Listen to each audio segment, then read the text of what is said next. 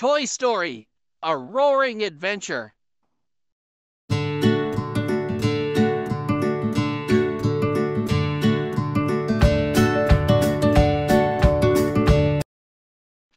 Bonnie's Toys were putting on a play about dinosaurs.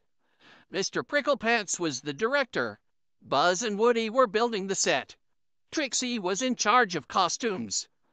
Rex was auditioning for the part of King of the Jungle, the biggest, strongest dinosaur. "Give me your loudest roar," Mr. Pricklepants told Rex. Rex took a deep breath and let out his biggest roar. It was barely more than a squeak. Mr. Pricklepants shook his head. "Sorry, Rex," he said, "but you've got to believe it to be it." "Don't worry," Woody told Rex. "I'm sure there's another job for you." But Rex wasn't listening. "I'm the only dinosaur who can't roar," he cried. He trudged off to Bonnie's closet and fell fast asleep. Rex soon began to dream that he was in a jungle filled with thick vines, dark leaves, and a giant smoking volcano. He could hear dinosaurs roaring in the distance.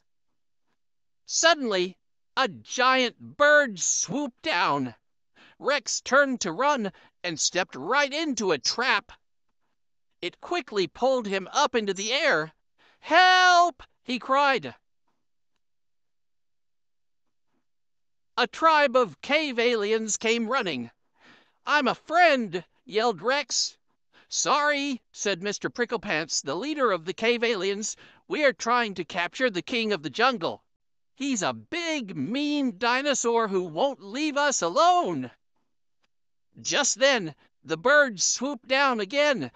It was Buzz on a giant glider. Woody swung down from a nearby tree.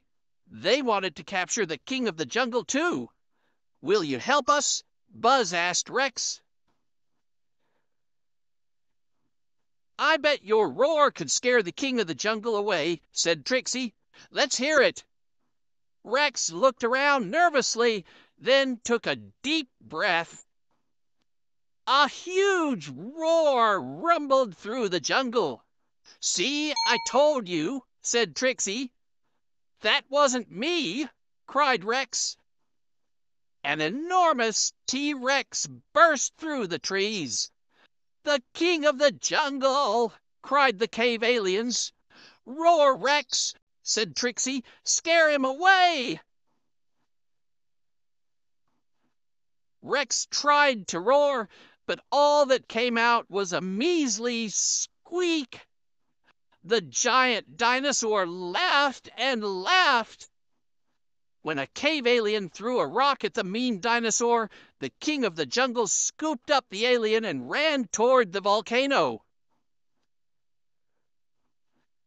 "Not so fast, you big lizard!" shouted Buzz. He swooped down in his jungle glider, but the king of the jungle swatted him away.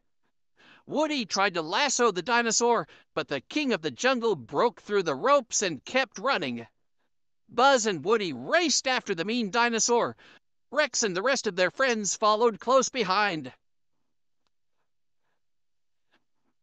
Near the volcano, Mr. Pricklepants told everyone what to do.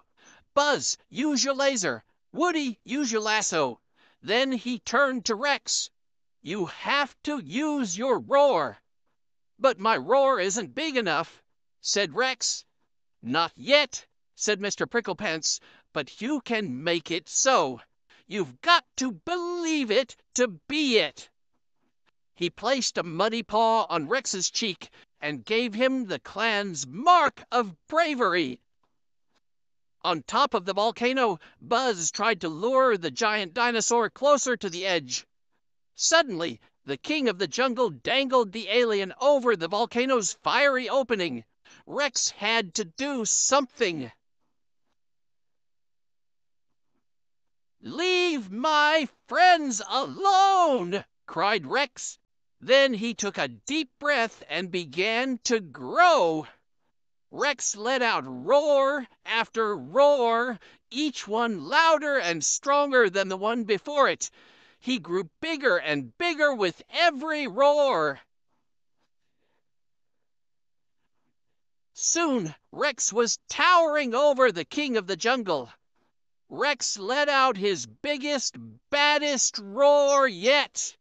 It echoed through the jungle, it shook the trees, it rattled the ground, and it frightened the king of the jungle. "Now!" called Woody. He threw his rope across the volcano's opening, causing the frightened dinosaur to trip. Buzz quickly swooped in and grabbed the alien from the dinosaur's claws.